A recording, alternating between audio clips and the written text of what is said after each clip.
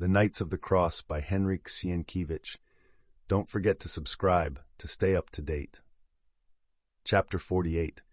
Then Siegfried got up, and for a long while he held on to the arm of the chair to prevent himself from falling. Then in a stifled voice he said, "Give me the cloak." The page placed the cloak on his shoulders. He had apparently regained his strength, for he put on the cowl himself without assistance. Then he went out. In a moment he found himself in the courtyard of the castle, where it was already quite dark. He walked slowly upon the cracking snow toward the retinue which was coming through the gate. He stopped near it, where a crowd had already gathered, and several torches, which the soldiers of the guard brought, illuminated the scene. At the sight of the old knight, the servants opened a way for him. By the light of the torches could be seen the terrified faces, and the whispering of the people could be heard in the dark background. Brother Rotgeir has been killed." Siegfried drew near the sleigh, upon which the corpse was stretched on straw and covered with a cloak. He lifted one end of it. "Bring a light," he said, whilst drawing aside the cowl. One of the servants brought a torch, which he held toward the corpse, and by its light the old knight observed the head of Rotgeir. The face was white, as if frozen, and bandaged with a black kerchief fastened under the beard, evidently for the purpose of keeping the mouth closed. The whole face was drawn and so much altered that it might be mistaken for somebody else's. The eyes were closed, and around them and near the temples were blue patches, and the cheeks were scaly with frost. The old knight gazed at it for a long while amid complete silence. Others looked at him, for it was known that he was like a father to Rotgeir, and that he loved him. But he did not shed even a single tear, only his face looked more severe than usual, but there was depicted in it a kind of torpid calm. "They sent him back thus," he said at last, but he immediately turned toward the steward of the castle and said, "Let a coffin be prepared by midnight, and place the body in the chapel. There is one coffin left of those which were made for those Durand killed. It wants only to be covered with cloth, which I shall order to be done." "And cover him with a cloak," said Siegfried, whilst covering the face of Rotgeir, "not with one like this, but with one of the order." After a while he added, "Do not close the lid." The people approached the sleigh. Siegfried again pulled the cowl over his head, but he recollected something before leaving, and he asked, "Where is Van Christ?" "He also was killed," replied one of the servants, "but they were obliged to bury him in Ciechanów because putrefaction set in." "Very well." Then he left, walking slowly, entered the room and sat down upon the same chair where he was when the tidings reached him. His face was as if petrified and motionless, and he sat there so long that the page began to be alarmed. He put his head halfway in the door now and then. Hour after hour passed by. The customary stir ceased within the castle, but from the direction of the chapel came a dull, indistinct hammering. Then nothing disturbed the silence but the calls of the watchmen. It was already about midnight when the old knight awoke as from sleep and called the servant. "Where is Brother Rotgeir?" he asked. But the servant, unnerved by the silence, events, and sleeplessness, apparently did not understand him, but looked at him with fear and replied in a trembling voice, "I do not know, sir." The old man burst out into laughter and said mildly, "Child, I asked whether he is already in the chapel." "Yes, sir." "Very well, then. Tell Diedrich to come here with a lantern and wait until my return. Let him also have a small kettle of coals. Is there already a light in the chapel?" "There are candles burning about the coffin." Siegfried put on his cloak and left. When he entered the chapel, he looked around to see whether anybody else was present. Then he closed the door carefully, approached the coffin, put aside 2 of the 6 candles burning in large brazen candlesticks in front of him, and knelt down before it. As his lips did not move, it showed that he was not praying. For some time he only looked at the drawn yet still handsome face of Rotgeir, as though he were trying to discover in it traces of life.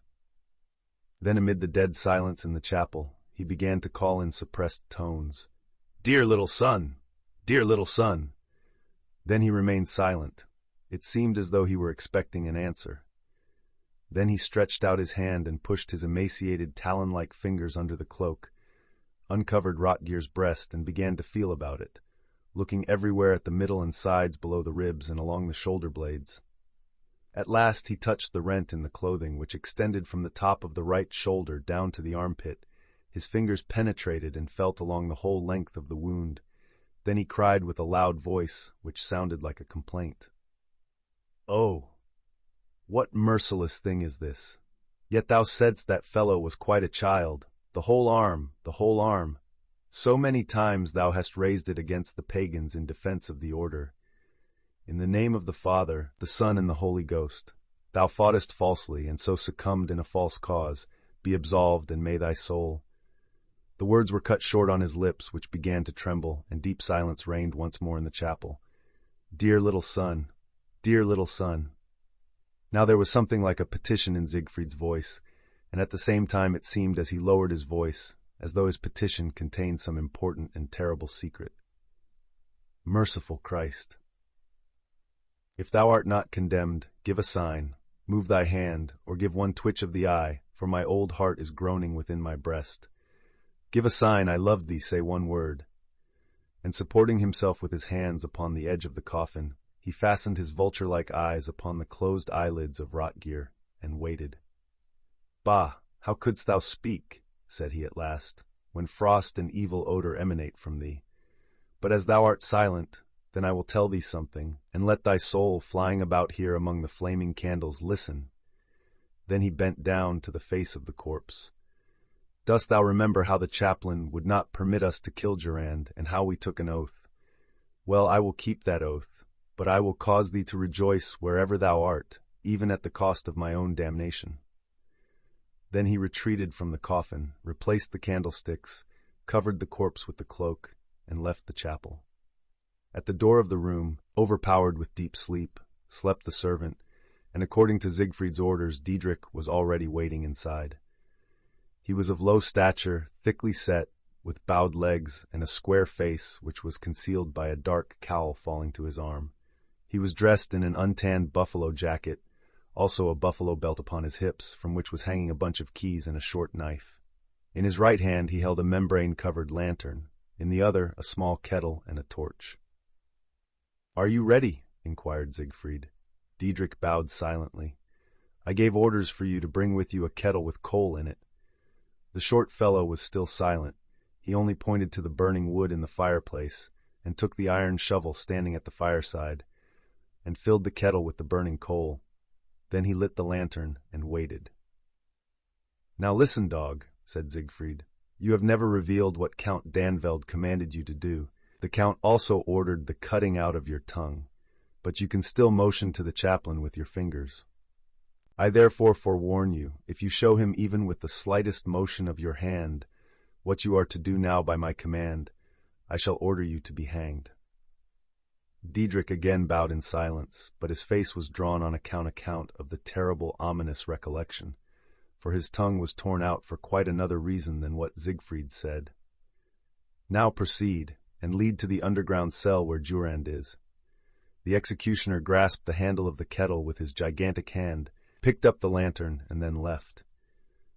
At the door they passed by the guard, who was asleep, descended the stairs, and turned, not toward the principal entrance, but directed their steps to the small corridor in the rear of the stairs, extending through the whole width of the edifice, and terminating in a heavy iron door which was concealed in a niche in the wall. Diedrich opened it, and they found themselves again in the open air in a small courtyard, surrounded on its four sides by high-walled granaries, where they kept their stores in case the castle should be besieged. Underneath one of these stores, on the right, was an underground prison. There was not a single guard standing there, because even if a prisoner should succeed in breaking through from the underground prison, he would then find himself in the courtyard, which only gave exit through the door in the niche. "Wait," said Siegfried, and leaning against the wall, he rested, for he felt that something was the matter with him. He was short of breath, as though his breast was too much tightened under the straight coat of mail. In plain terms, considering what had happened, he felt his old age, and his brow under the cowl was covered with drops of perspiration. He therefore stopped for a moment to recover breath. The night following the gloomy day became extraordinarily clear, and the little courtyard was brightly illuminated by the rays of the moon, which caused the snow to glisten with a yellowish tint. Siegfried inhaled with pleasure the cool, invigorating air, but he forgot that on a similar bright night Rotgeir left for Siekenhof, whence he did not return alive. "And now thou liest in the chapel," he murmured to himself. Diedrich thought that the Count was talking to him.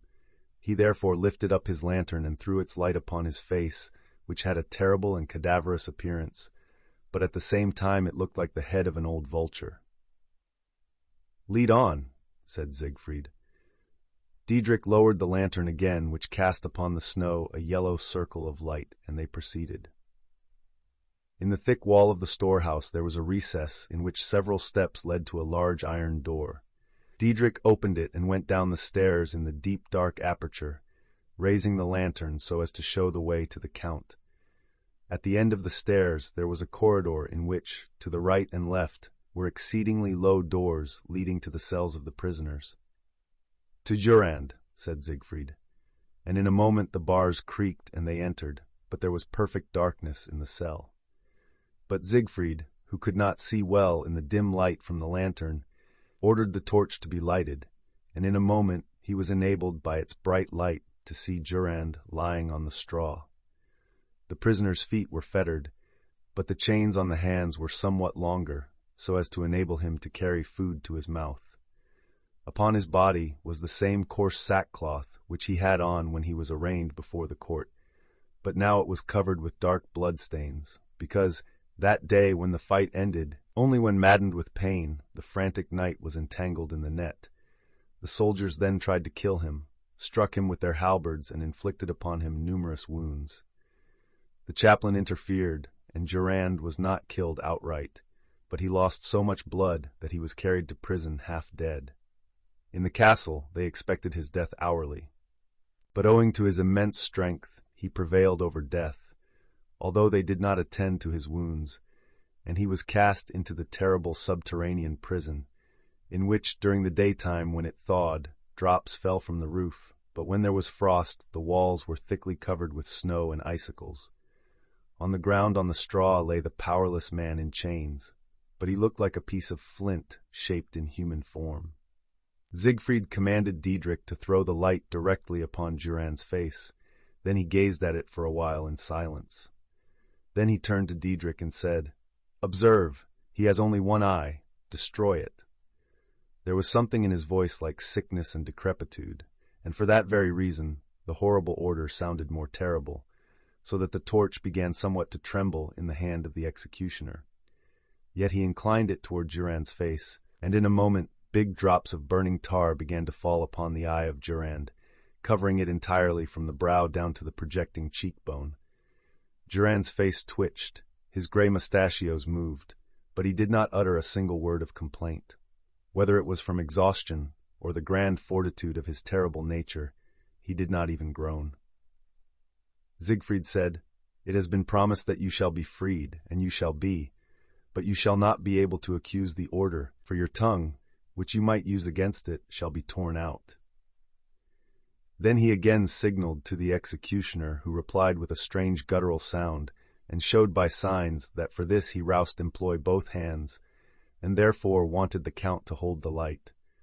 Then the old Count took the torch and held it in his outstretched, trembling hand, but when Diedrich pressed Durand's chest with his knees, Siegfried turned his head and looked at the hoarfrost-covered wall. For a while resounded the clank of the chains, followed by the suppressed panting of a human breast which sounded like one dull, deep groan, and then all was still. Finally Siegfried said, "Durand, the punishment which you have suffered you have deserved, but I have promised to brother Rotgeir, whom your son-in-law has killed, to place your right hand in his coffin." Diedrich, who had just got up from his last deed, bent again upon the prostrate form of Durand, when he heard Siegfried's words. After a little while, the old Count and Diedrich found themselves again in that open courtyard which was illuminated by the bright moon. When they re-entered the corridor, Siegfried took the lantern from Diedrich, also a dark object wrapped up in a rag, and said to himself in a loud voice, "Now to the chapel and then to the tower."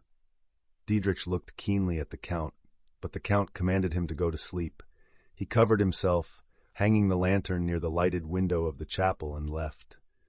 On his way, he meditated upon what had just taken place.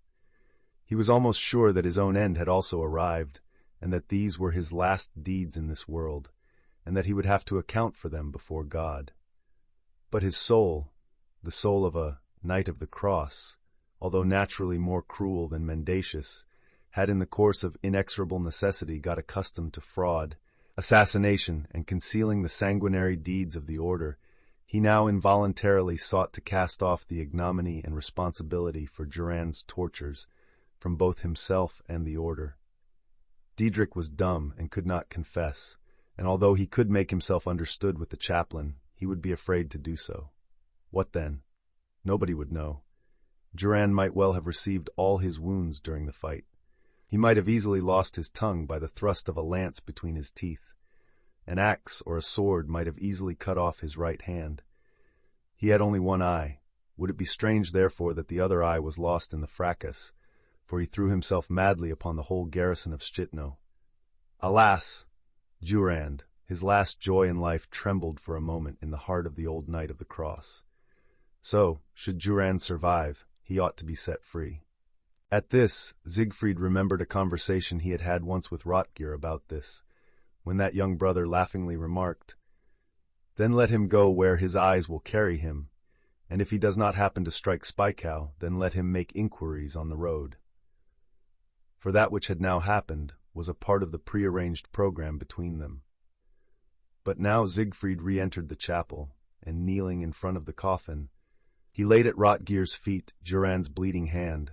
That last joy which startled him was only for a moment, and quickly disappeared, for the last time, from his face. "You see," he said, "I have done more than we agreed to do. For King John of Luxembourg, although he was blind, kept on fighting and perished gloriously. But Durand can stand no more, and will perish like a dog behind the fence." At this he again felt that shortness of breath that had seized him on his way to Durand, also a weight on his head, as of a heavy iron helmet, but this only lasted a second. Then he drew a deep breath and said, "Ah, my time has also come. You were the only one I had, but now I have none. But if I lived longer, I vow to you, O little son, that I would also place upon your grave that hand which killed you, or perish myself. The murderer who killed you is still alive." Here his teeth clinched, and such an intense cramp seized him that he could not speak for some time. Then he began again, but in a broken voice, "Yes, your murderer still lives, but I will cut him to pieces, and others with him, and I will inflict upon them tortures even worse than death itself." Then he ceased. In a moment he rose again, and approaching the coffin, he began to speak in quiet tones. "Now I take leave of you, and look into your face for the last time. Perhaps I shall be able to see in your face whether you are pleased with my promises." The last time. Then he uncovered Rotgeir's face, but suddenly he retreated. "You are smiling," he said, "but you are smiling terribly." In fact, the frozen corpse, which was covered with the mantle, had thawed. It may be from the heat of the burning candles. It had begun to decompose with extraordinary rapidity, and the face of the young count looked indeed terrible. The enormously swollen and livid mouth looked something monstrous. The blue and swollen curled lips had the appearance of a grinning smile. Siegfried covered that terrible human mask as quickly as possible. Then he took the lantern and left the chapel. Here again, for the third time, he felt shortness of breath. He entered the house and threw himself upon his hard bed of the order and lay for a time motionless. He thought he would fall asleep, when suddenly a strange feeling overpowered him. It seemed to him that he would never again be able to sleep, and that if he remained in that house death would soon follow. Siegfried, in his extreme weariness and without hope of sleep, was not afraid of death. On the contrary, he regarded it as an exceedingly great relief. But he had no wish to submit himself to it that evening. So he sat up in his bed and cried, "Give me time till tomorrow." Then he distinctly heard a voice whispering in his ear, "Leave this house. It will be too late tomorrow, and you will not be able to accomplish your promise. Leave this house." The count got up with difficulty and went out. The guards were calling to one another from the bastions upon the palisades. The light emanating from the windows of the chapel illuminated the snow in front with a yellow gleam. In the middle of the court near the stone wall were two black dogs playing and tugging at a black rag. Beyond this, the courtyard was empty and silent. "It is yet necessary this night," said Siegfried. "I am exceedingly tired, but I must go. All are asleep. Durand, overcome by torture, might also be asleep. I only am unable to sleep. I will go. I will go, for there is death within, and I have promised you. Let death come afterward, sleep will not come. You are smiling there, but my strength is failing me. You are smiling, you are apparently glad. But you see that my fingers are benumbed, my hands have lost their strength, and I cannot accomplish it by myself. The servant with whom she sleeps will accomplish it." Then he moved on with heavy steps toward the tower situated near the gate. Meanwhile, the dogs which were playing near the stone wall came running up and began to fawn upon him. In one of them, Siegfried recognized the bulldog, which was so much attached to Diedrich that it was said in the castle that it served him as a pillow at night. The dog greeted the count. It barked low once or twice, and then returned toward the gate, acting as though it had divined his thoughts.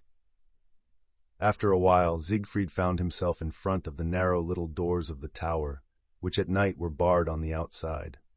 Removing the bars, he felt for the balustrade of the stairs which commenced quite near the doors and began to ascend. In his absent-mindedness he forgot the lantern. He therefore went up gropingly, stepping carefully and feeling with his feet for the steps. Having advanced a few steps, he suddenly halted, when below quite near him he heard something like the breathing of a man or beast. "Who is there?" But there was no answer, only the breathing grew quicker. Siegfried was not a timid man. He was not afraid of death. But the preceding terrible night had quite exhausted his courage and self-control. It crossed his mind that Rotgeir or the evil spirit was barring his way, and his hair stood up on his head and his brow was covered with cold sweat. He retreated to the very entrance. "Who is there?" he asked, with a choked voice. But at that moment something struck him a powerful blow on his chest, so terrible that the old man fell through the door upon his back and swooned. He did not even groan. Silence followed, after which there could be seen a dark form, stealthily issuing from the tower and making off toward the stable, which was situated on the left side of the courtyard near the arsenal. Diedrich's big bulldog followed that figure silently. The other dog also ran after him and disappeared in the shadow of the wall, but shortly appeared again with its head to the ground, scenting, as it were, the trail of the other dog. In this manner the dog approached the prostrate and lifeless body of Siegfried, which it smelled carefully, then crouched near the head of the prostrate man and began to howl. The howling continued for a long while, filling the air of that somber night with a new kind of dolefulness and horror. Finally the small door concealed in the middle of the gate creaked, and a guard armed with a halberd appeared in the courtyard. "Death upon that dog," he said. "I'll teach you to howl during the night." And he aimed the sharp end of the halberd so as to hit the animal with it, but at that moment he observed something lying near the little open door of the bastion. "Lord Jesus! What is that?" He bent his head so as to look in the face of the prostrate man, and began to shout, "Help! Help! Help!" Then he rushed to the gate and pulled with all his strength at the bell rope. End of Part 5th. Part 6th. Remember to subscribe.